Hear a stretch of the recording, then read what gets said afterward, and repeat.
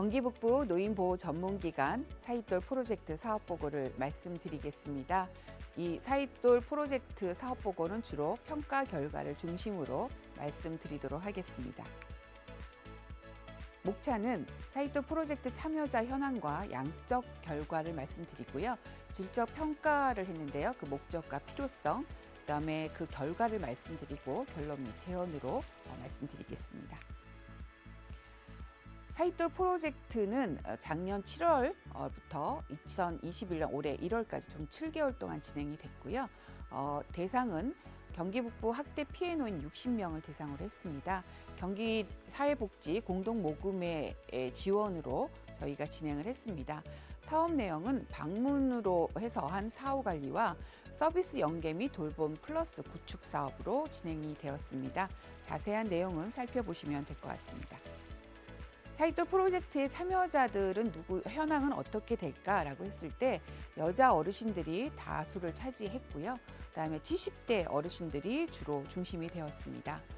생활 환경은 보통인 경우가 많았고요. 부양 실태는 가족 동거도 있었지만 혼자 사시는 어르신들이 과반수를 차지했습니다.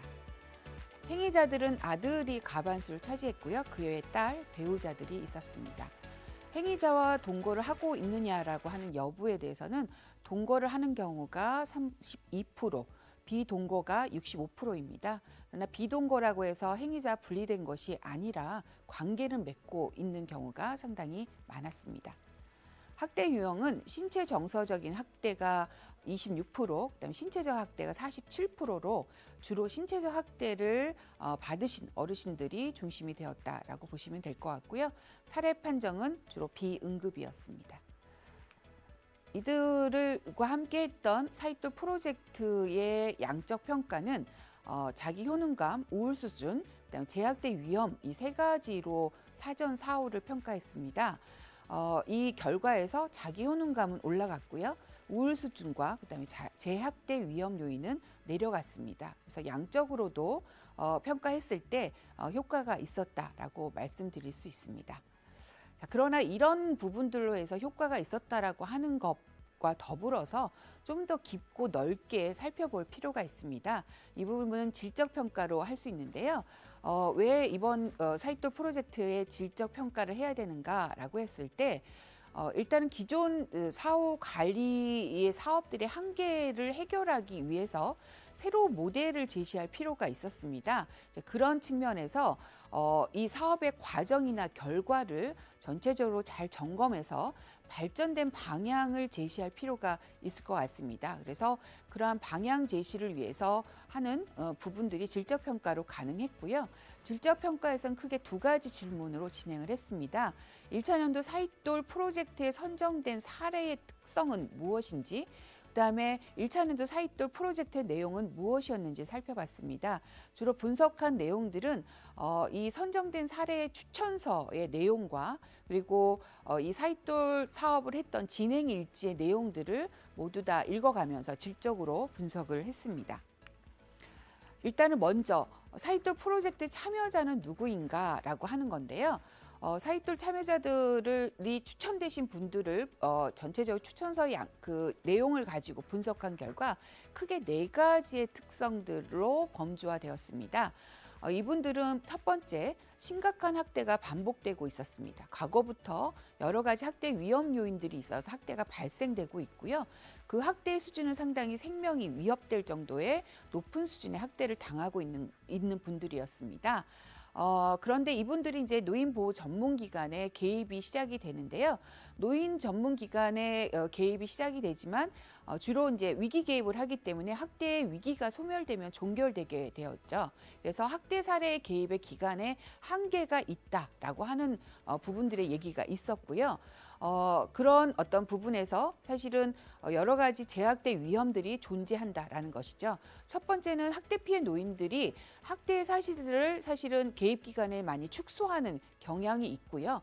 그다음 행위자들로부터 안전하지 못하다라고 하는 그런 내용들도 있고요. 그다음에 제약대 발생의 가능성이 있다라는 것이죠. 그래서 제약대 위험이 여전히 존재하는 가운데 종결이 되었기 때문에 네 번째, 사후 관리가 필요하다라는 것이죠.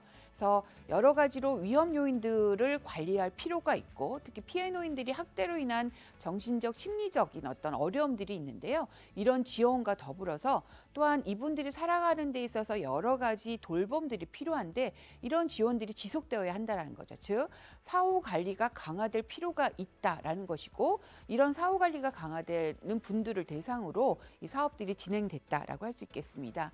본질적인 주제 네 가지를 가지고 사이토 프로젝트의 여러 가지 어떤 지향 방향들을 살펴볼 수가 있겠는데요. 이분들은 심각한 학대가 반복되고 있었습니다. 이거는 노인 보호 전문 기관이 개입 전부터 있었고요. 그런데 개입한 부분 기관에서도 상당히 이 모든 문제들을 해결하는데 한계를 갖고 있었고, 그래서 제약대 위험 요인들이 여전히 존재한다라는 것이죠. 그래서 이 어르신들은 이 세 가지의 요인들이 계속 악순환되면서 제약대가 발생되고 있다라고 하는 것이고요. 자, 그러기 때문에 사후 관리가 강화될 필요가 있다라는 것이고요. 이런 사후 관리의 방향은 노인의 안전을 확인하는 것, 그리고 노인 돌봄을 여러 가지의 네트워크를 통해서 체계를 구축하는 이러한 부분들을 가지고 제약대 발생을 감소시켜야 한다라고 하는 이런 방향성이 제시되었다라고 할 수 있겠습니다. 그렇다면 사이톨 프로젝트의 주요 내용은 무엇이었을까요? 수행 인력들의 진행 일지를 가지고 질적으로 분석한 결과 6가지의 본질적인 주제로 범주화될 수가 있었습니다. 첫 번째는 피해 노인의 심신 상태를 알게 되었습니다.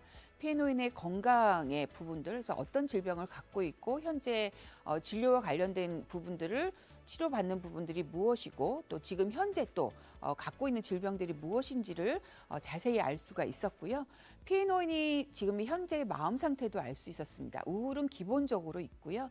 학대 행위자와 계속적으로 관련성이 있기 때문에 불안과 또 분노와 이런 부분들도 여전히 가지고 있음을 알게 되었습니다. 그리고 두 번째, 피해 노인의 기본 생활이 어떻게 진행되는지를 직접 방문을 통해서 알 수 있었죠.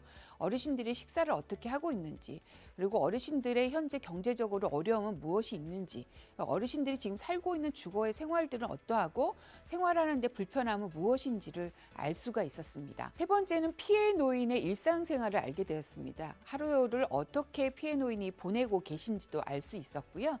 또 피해 노인의 주변의 가족이라든지 또 주변의 이웃이라든지 이런 가족 관계나 대인 관계의 관계의 질이라든지 양이라든지 이런 부분들을 살펴볼 수 있었습니다. 네 번째는 삶과 학대에 대한 스토리텔링을 쏟아놓는다라고 되어 있는데요. 피해 노인들은 수행 인력을 만나면서 본인의 삶의 이야기를 굉장히 많이 하셨습니다. 어떻게 살아왔고 어떤 어려움을 극복하셨고 지금 현재 또 어떤 상황에 있는지를 말씀을 해주셨고요.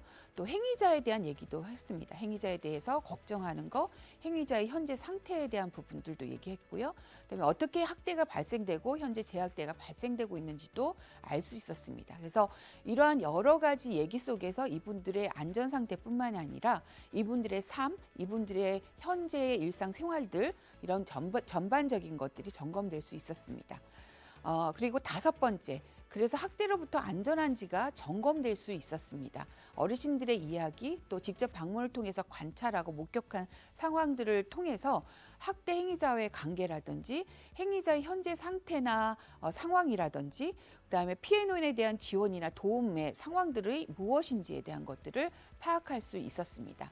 이런 모든 부분들은 마지막 노인보호 전문기관의 신뢰관계 유지와 상당히 관련성이 있습니다.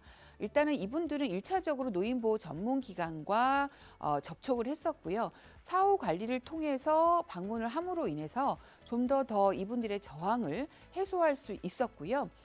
그리고 피해 노인에게 여러 가지 긍정적인 피드백을 제공하고 또 피해 노인들의 필요사항들을 확인하고 도움을 제공하면서 어르신들이 노인보호 전문기관에 대한 신뢰관계를 구축할 수 있는 그런 부분들이 강화되는 결과들도 도출되었습니다. 이 6가지의 주제들을 크게 우리가 다시금 3가지로 좀 정리를 할 수 있을 것 같습니다. 일단은 방문 관리라고 하는 부분들을 강화했다라는 것인데요.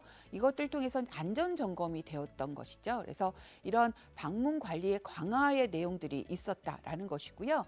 그리고 지역사회 서비스의 강화를 통해서 이분들이 학대뿐만이 아니라 여러 가지 삶의 어려움들이 있는데 이 삶의 어려움들을 향상시킬 수 있는 그러한 내용들이 되었다라고 할 수 있겠습니다. 이 두 가지 부분들은 노보와의 신뢰관계와 상당히 연관성이 있다라고 할 수 있겠고요. 이런 노보와의 신뢰를 향상함으로 인해서 안전점검이나 삶의 질에 대한 부분들도 당연히 긍정적인 결과를 낳을 수 있다라고 말씀드릴 수 있겠습니다. 그래서 사후 관리라고 하는 부분들이 이 세 가지의 축으로 움직이면서 재학대가 발생을 감소시키는 그런 효과를 낳았다라고 말씀드릴 수 있겠습니다.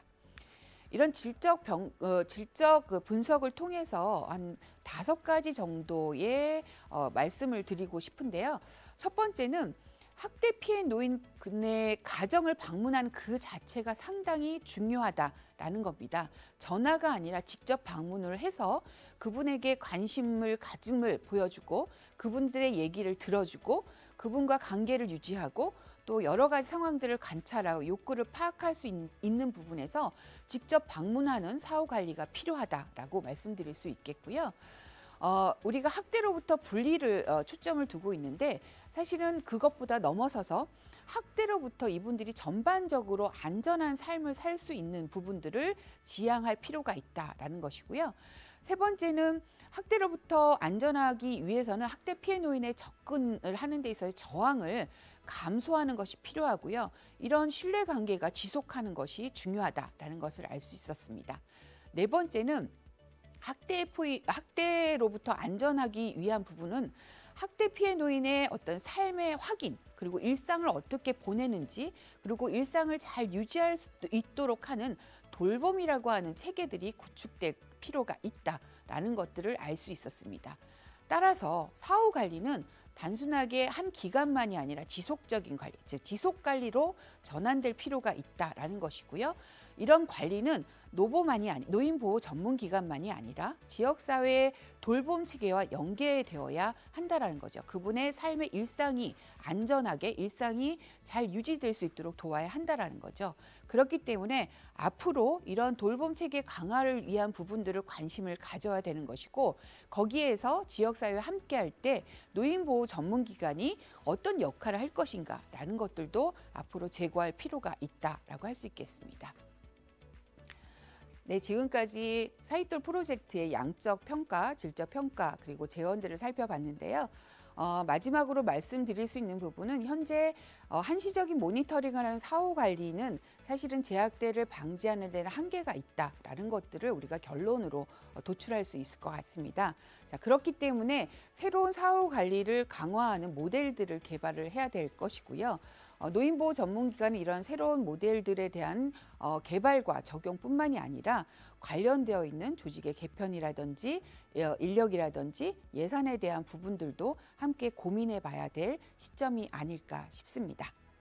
네, 이상으로 사익돌 프로젝트의 사업 보고를 마치도록 하겠습니다.